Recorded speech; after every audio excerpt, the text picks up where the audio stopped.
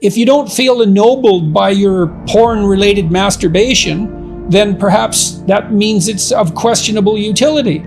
I certainly don't see it as a stabilizing social force. I don't see it as something people do in public and brag about. I think people shouldn't lie, especially to themselves. And I think repeatedly engaging in a behavior that you judge yourself to be morally reprehensible is a form of performative contradiction, which is the acting out of a lie. And I suspect you know that, or you wouldn't be asking the question. And so, what should you do with pornography? Well, you know the answer to that, and so does everybody else. Everyone knows it's not good. It's not good for those who produce it. It's not good for those who participate, wittingly or unwittingly, because there's plenty of them, in its production. It's not good for its consumers. The less porn, the better. That's my advice. But let's make that more specific. To the degree that use of porn and masturbation is undermining your sense of yourself and providing you with a dearth of motivational reasons to get out there and engage with a real partner, then it's definitely not in your best interest, and that's what your conscience is telling you. And it's the expedient at the expense of the meaningful. Obviously, right? Obviously, there isn't any more obvious manifestation of the expedient at the expense of the meaningful than pornography and masturbation. And that's hardly a heroic path. So maybe the less of it, the better. There are dopamine circuits in your brain. The one we think about with addictions is technically called the mesolimbic circuit. We call it the desire circuit, which is a little bit more descriptive. The desire circuit gives you reward. We could also call it the reward circuit, right? Eat when you're hungry, you get a pat on the back when you do a good job, you get an award. All of these things promote your evolutionary success. So we work to stimulate our dopamine reward center. Now, chemicals like cocaine and alcohol and nicotine, they artificially stimulate this center. And some of them can hit it like a nuclear weapon and give it a stronger blast than any natural behavior can do. Now, a lot of times we make decisions in life based on what's going to give us more dopamine. So, for example, should I go to work today or should I go see a movie? Well, I'm going to go to work, because if I see a movie, that's going to have a really negative effect on my future, and that feels rational. Now, when drugs start giving these chemical blasts of dopamine to the limbic system, it starts to feel rational to do drugs instead of other things. And so when you see some poor guy out on the street and he's lost his job, his house, his family, his health for his drug, you say, my God, what on earth is making him do that? That's crazy. But from the inside, it appears perfectly rational. He's choosing the thing that gives him the biggest dopamine. And in the absence of drugs, that's a strategy that usually works. Every morning, you go to the bakery and you get a cup of coffee and a croissant, okay? And that's your habit. In the beginning, it gave you dopamine, right? Because it was new. But only novelty can give you dopamine. After a while, it becomes the same old, same old.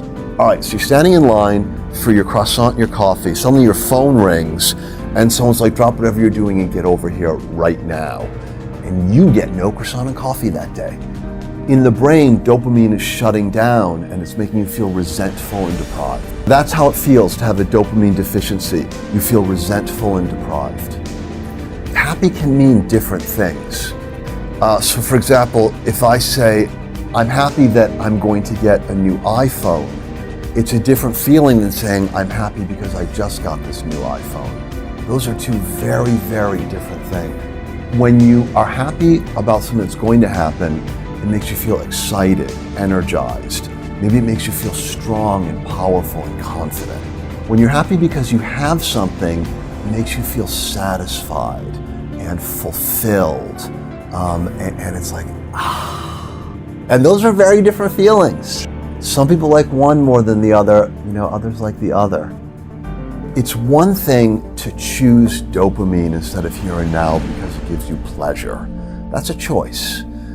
But it can very easily get to the point where you're no longer in control. you're no longer making choices. Dopamine is controlling you. And a good example of that is doom scrolling, right? You're going through your social media, you're bored, you're maybe even unhappy, but you can't stop scrolling. Because what dopamine is saying is one more scroll and there might be something that will change your future, and you can't miss that. And so that's an example. Another example is compulsive eating, for example, right? We're no longer enjoying that third donut, but something is making us eat it.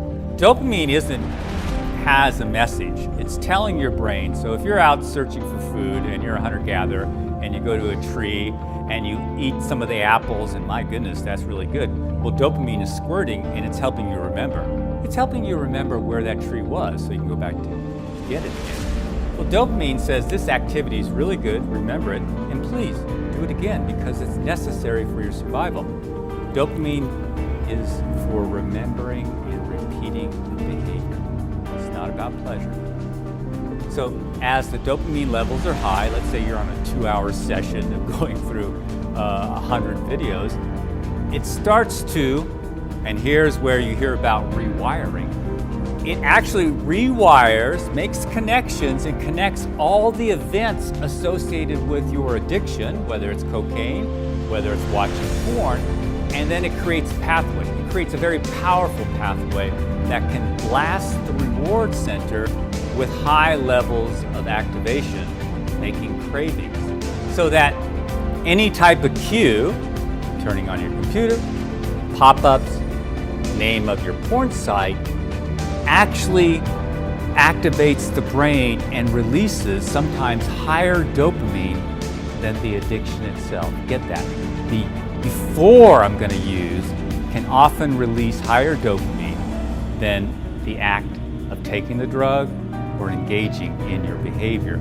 So that's overwhelming to the system, and it's hard to ignore, and your primitive brain thinks you're doing something to keep yourself alive, necessary for survival. It feels like that. And of course, the analogy that's often used is creating these pathways. You know, you go through a field, and if you take it times, you eventually create a pathway of least resistance. And now you have a preferred pathway with porn for sexual arousal, escape, relief, whatever you want to name it. And this is the core addiction change. This is where everything starts with addiction.